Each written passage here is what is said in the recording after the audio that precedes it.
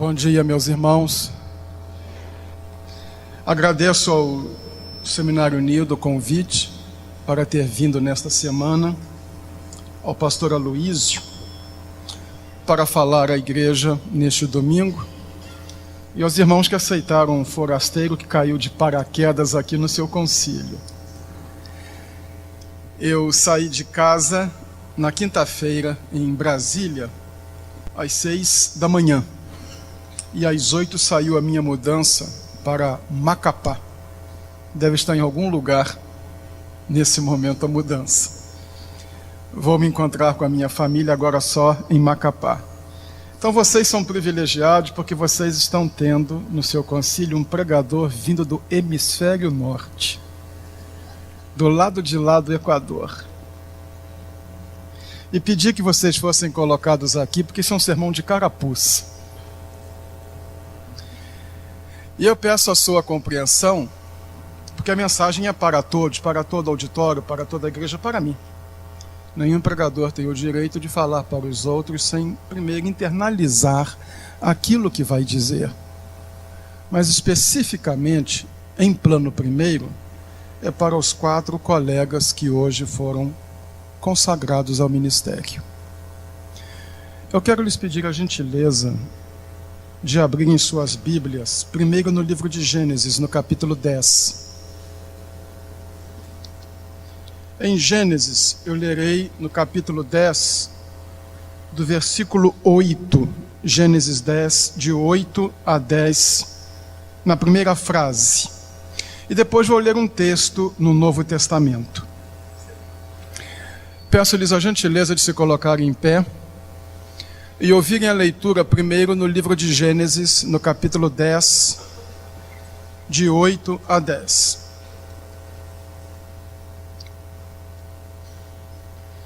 Cush também gerou Nimrod, o primeiro a ser poderoso na terra. Ele era poderoso caçador diante do Senhor, pelo que se diz como Nimrod, poderoso caçador diante do Senhor. O princípio do seu reino foi Babel. O segundo texto está no livro de Atos, no capítulo 20, versículo 24. Atos 20, 24.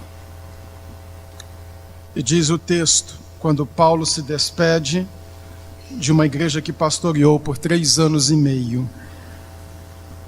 Atos 20, 24. Mas em nada considero a vida preciosa para mim mesmo, contanto que eu complete minha carreira e o ministério que recebi do Senhor Jesus para dar testemunho da graça de Deus. Quero cotejar a vida de 2 homens, Nimrod e Paulo. E este cotejo destas 2 vidas faz com que eu dê à mensagem desta manhã o título, que será uma opção de vida de vocês: caçador ou pastor? Venham sentar, por favor.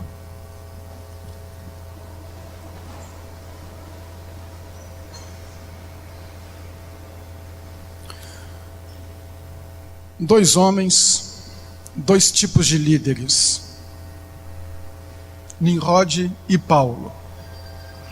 Uma sucinta análise da vida destes 2 homens vai me fazer caminhar por este tema: caçador ou pastor. Sobre Nimrod, pelo que se diz como Nimrod, poderoso caçador diante do Senhor.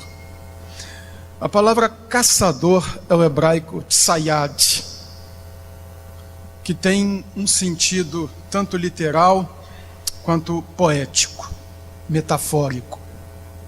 Segundo os estudiosos do texto hebraico, os rabinos mais importantes e o hebraísta mais famoso de nosso tempo, Cassuto, ele era um caçador de homens.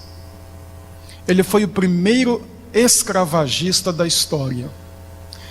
Porque observem no seu texto que são 3 versículos e 3 declarações de que ele era poderoso. O primeiro a ser poderoso na terra, ele era poderoso caçador, poderoso caçador. É a primeira vez que aparece a palavra poderoso, derivada de poder, a ideia de autoridade, de domínio, de mando. Esta ideia de que ele era um caçador de homens não é uma invenção, além de Cassuto, deixa eu adoçar a boca dos calvinistas. Calvino segue nesta linha e também assim interpreta Lutero. Porque pensemos um pouco, há muito sentido nisto. Como é que um homem seria poderoso caçador, poderoso na terra, o primeiro a ser poderoso na terra, a construir um império, e logo a seguir aparece uma lista de cidades que ele construiu caçando animais. Animais não constroem cidades, homens constroem cidades. E aparece a relação, vejam só, Babel, a primeira, já conhecem, a Babilônia. Babel, Ereque, Acade, Calné, Nínive, Reobote-ir, Calar, Rezém. 9 cidades. Uma das finalidades do escravagismo era ter mão de obra para construir. Lembrem-se que por 4 séculos os hebreus trabalharam como escravos e construíram cidades, silos, cidades, armazéns no Egito. O outro texto se refere a Paulo. Isso não foi caçador, esse foi caçado. E não com 2 S, com C cedilha mesmo, por toda a sua vida. E eu queria cotejar esses 2 homens, porque ou vocês serão pastores ou serão caçadores. Ou vocês serão homens com a visão de Paulo, ou serão homens com a visão de Nimrod. Alguém dirá assim: opa, eu estou livre disto, isso não tem a ver comigo. Tem. Você também poderá ser um cristão tipo Paulo, aquele que serve. E poderá ser um cristão tipo Nimrod, em que é que os outros me valem de alguma coisa. Aquele que olha a igreja como um projeto de Deus para ele se engajar, ser útil, fazer algo pelos outros, marcar o mundo. Ou aquele que olha a igreja como um lugar onde ele vai tirar coisas para a sua vida. Em primeiro plano, vocês 4, por isso que eu disse que era um sermão de carapuça. Em segundo plano, deixa eu dar uma escovada nos colegas, os outros. E no sentido geral, todos nós. Que tipo de cristãos nós somos? Esta fé infantil, este cristianismo pueril, em que as pessoas se chegam a Deus, como diz o Antigo Testamento, como as filhas da sanguessuga, dá e dá? Ou como quem diz: Senhor, conte comigo e o que é que eu posso fazer? Eu queria mostrar para os 4 colegas em particular e para todos nós em geral 3 diferenças entre Nimrod e Paulo, entre o caçador e o pastor. Esta é a primeira. O caçador busca poder, o pastor busca serviço. O caçador busca poder, o pastor busca serviço. Nimrod está associado a ser poderoso. 3 declarações, as 3 declarações, ele era poderoso, associado à grandeza. Paulo tornou-se grande. Há muitos Paulos aqui, há um Paulo aqui. É o homem que tirou o cristianismo do casulo do judaísmo e o tornou a maior religião da face da terra.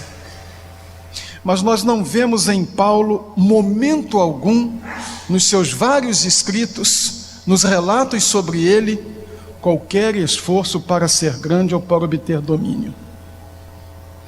Para a igreja que mais o maltratou, a igreja de Corinto, ele diz: eu, de boa mente, me gasto e me gastarei ainda por vocês.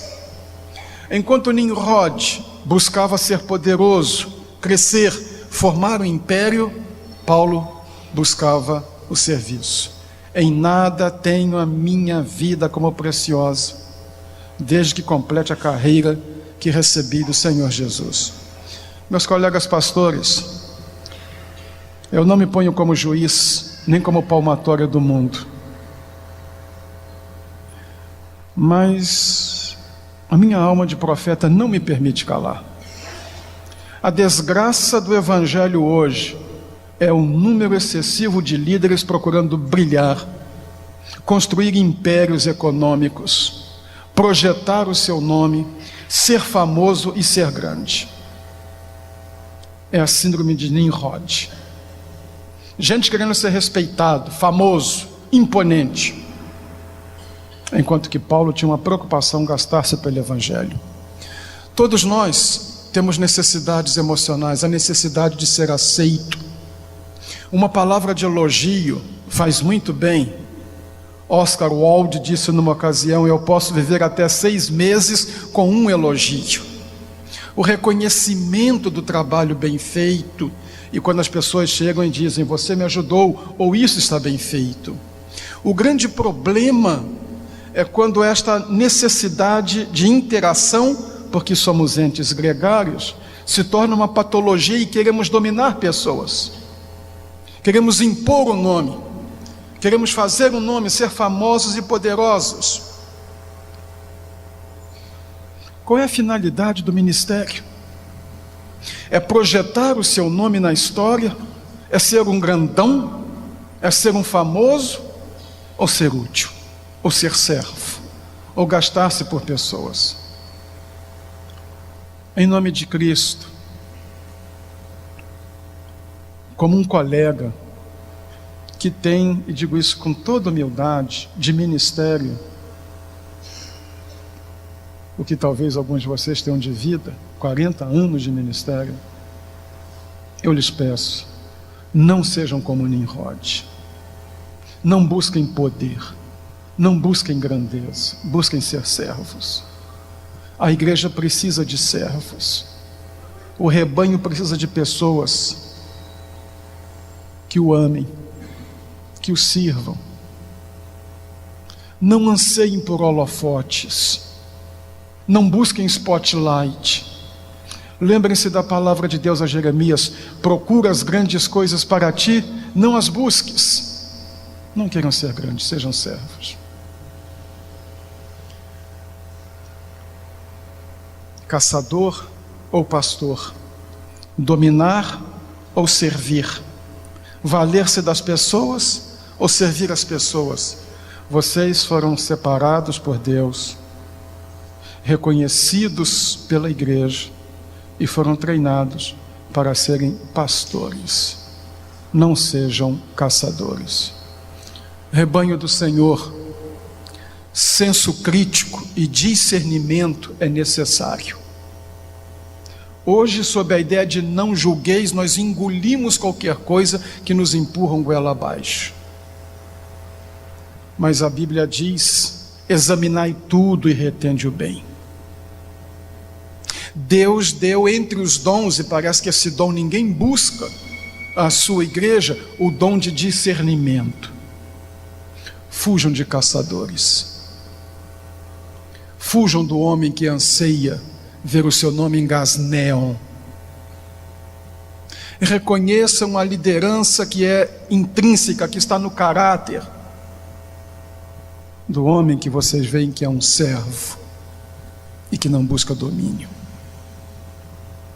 E como crentes em Jesus Cristo, não vejam a igreja, o evangelho e o reino como uma possibilidade para beneficiá-los, suprir suas carências. Seguir a Cristo não é ter uma passagem de primeira classe por este mundo, mas é um compromisso de engajamento com Ele, com o reino de Deus, com os valores da palavra. Também não deixem surgir no seu coração a síndrome de Nimrod. Nimrod é um caçador. O caçador busca poder. Paulo é o pastor. O pastor busca serviço. Segunda diferença, colegas e rebanho do Senhor em geral.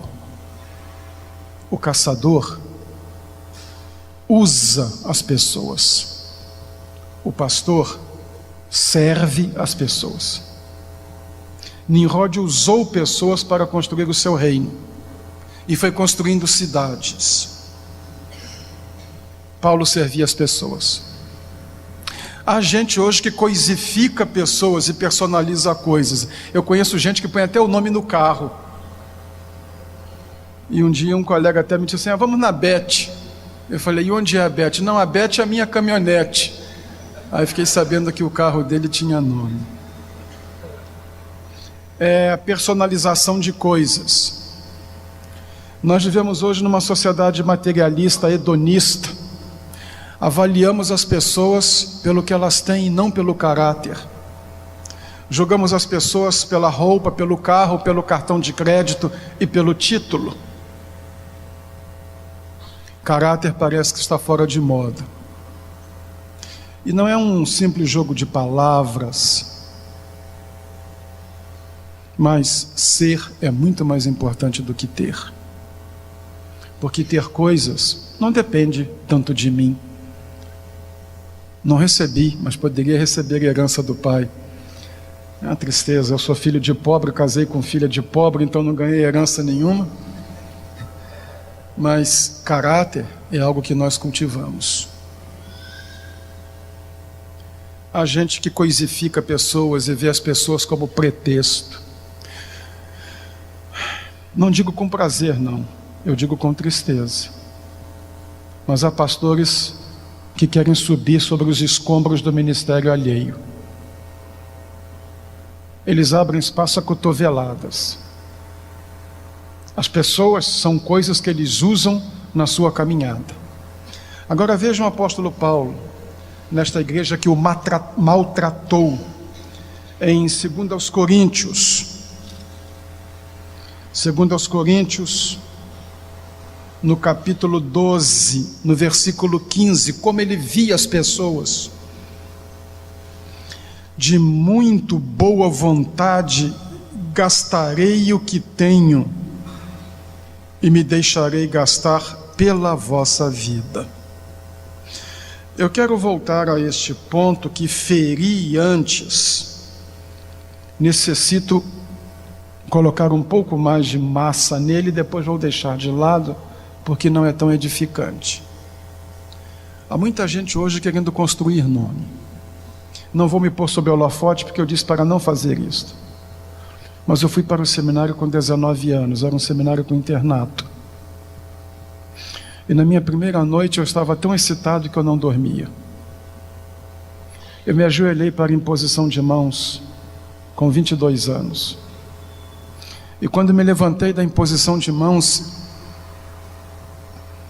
eu estava tão comovido que parecia que eu estava flutuando. E por causa do pastor com quem eu me decidi, que me batizou, que foi um instrumento de Deus para a minha chamada ao ministério pastoral, João Falcão Sobrinho, eu sempre vi o ministério como servir as pessoas, servir a igreja.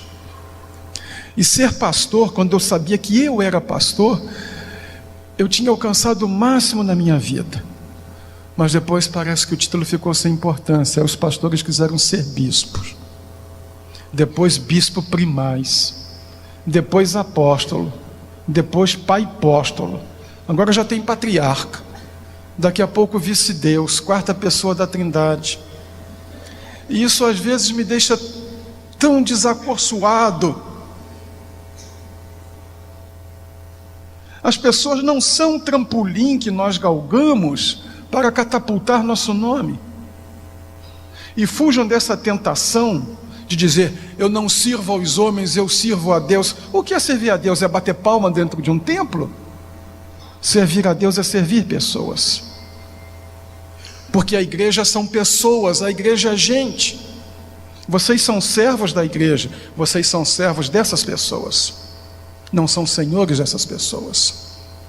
Rebanho do Senhor, fuja de gente que queira usá-los, de gente que veja vocês como pretexto para escrever biografia ou a autobiografia. Deus deu pastores à igreja, diz Efésios 4:11. Nós, os pastores, não somos seus donos. Nós somos servos de vocês, porque nós somos servos da igreja. O verdadeiro pastor chora pelas pessoas, visita as pessoas que estão doentes, alegra-se com elas, pega o bebê no colo, como vimos aqui, e exulta com isso, porque é uma bênção de Deus, mas está lá no hospital para chorar a dor, está lá no velório, na sepultura, participa da vida. Nunca vejam a igreja como uma instituição ou como uma empresa da qual vocês são executivos. Vejam a igreja como gente que vocês devem servir. Eu sei que gente dá trabalho, e gente de igreja dá mais trabalho ainda. Ô louco! É gente treinada para usar palavras, às vezes para torcer palavras, sabe machucar. Não estou despejando recalques, até porque eu já resolvi essas coisas comigo. Mas eu sofri mais nas mãos de crentes do que de incrédulos. A não ser quando um grupo gay me denunciou junto ao Ministério Público, ao Conselho Regional de Psicologia, eu nunca tive problemas com o mundo. Meu grande problema sempre foram os crentes. Alguns deixaram feridas que eu precisei parar 1 ano para tratar. Mas foram pessoas que machucaram a Jesus. Foram pessoas que mais de uma vez tentaram apedrejá-lo. Porque as pessoas são o que Deus tem de mais importante no mundo. São a coroa da criação de Deus. São imagem e semelhança de Deus. E se fosse fácil, Deus não precisaria escolher e capacitar pessoas, qualquer um faz. Mas são essas pessoas que nós devemos amar. Só há uma maneira de ser pastor: amando a igreja de Jesus Cristo. A igreja deve ser amada. Rebanho do Senhor, fujam de apedrejadores da igreja. Fujam de críticos eternos do sistema. Fujam das pessoas que não põem o ombro embaixo e carregam a carga. Outra questão: nós somos companheiros e não rivais. Nós devemos ser solidários e não atirar um no outro, porque todos nós somos servos. Fico feliz porque o pastor Aloysio me apresentou o pastor Isaltino. Pronto, é isso. Mas eu fui pregar num lugar e a pessoa me disse: me dê a relação dos seus títulos para eu fazer uma apresentação bombástica. Eu fiquei pensando, só falta entrar um grupo de exaltinetes dançando. Era o cúmulo.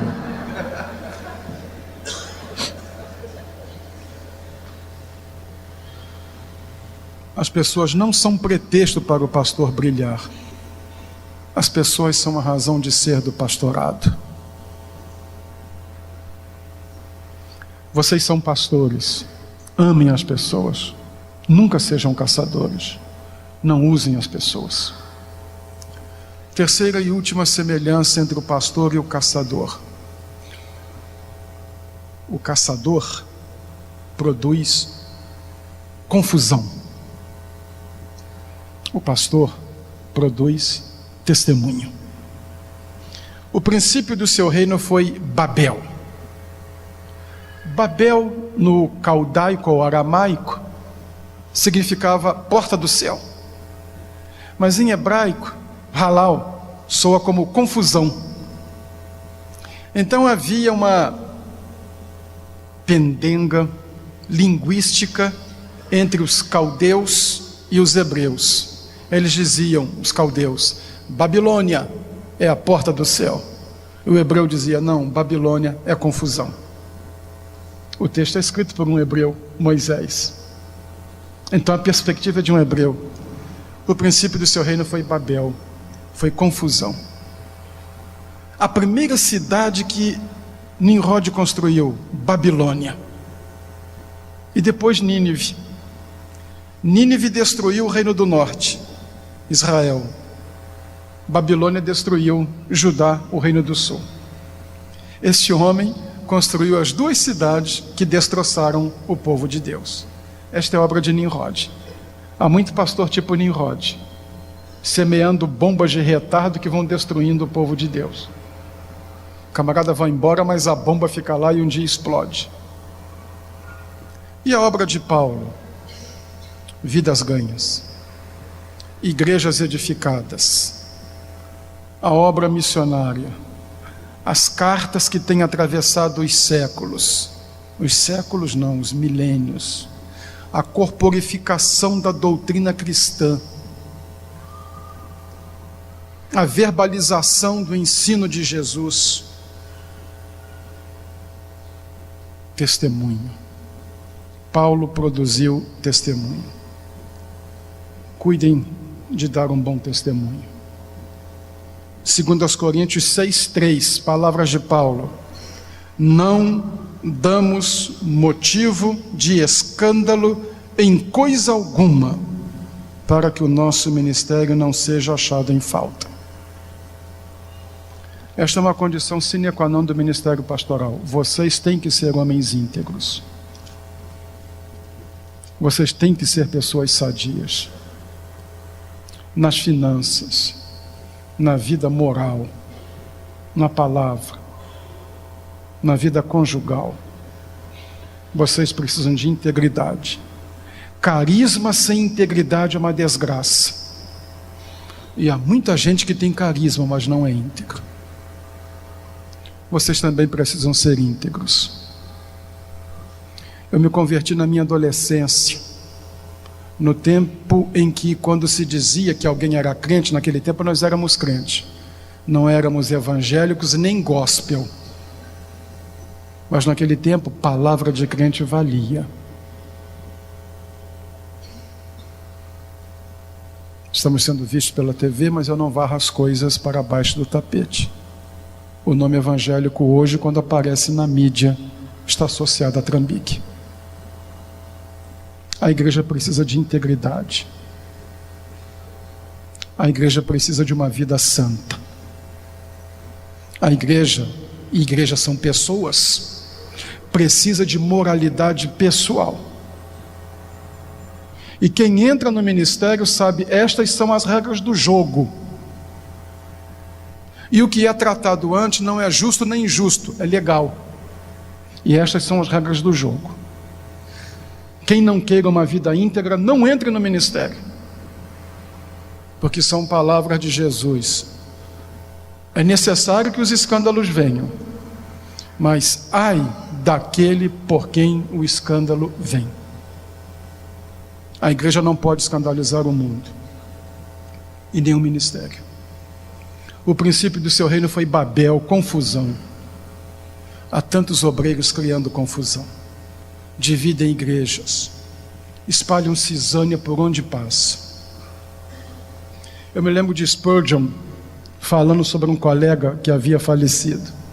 Spurgeon disse assim: espero que a grama ao lado da sua sepultura floresça, porque enquanto ele foi vivo, nada floresceu ao redor dele. Como o cavalo de Átila, que diz a lenda que onde o cavalo de Átila pisava, a grama morria. Nunca produzam confusão, produzam testemunho. De maneira que as pessoas, quando olharem para vocês, vejam que vocês são pessoas íntegras. Eu comecei a pastorear ainda adolescente, no interior de São Paulo. E havia um pastor que é meu amigo pessoal até hoje, um pastor presbiteriano, a quem rendo um tributo agora, por aquilo que ele me ensinou com a sua vida. Nunca me falou nada, mas ensinou com a vida.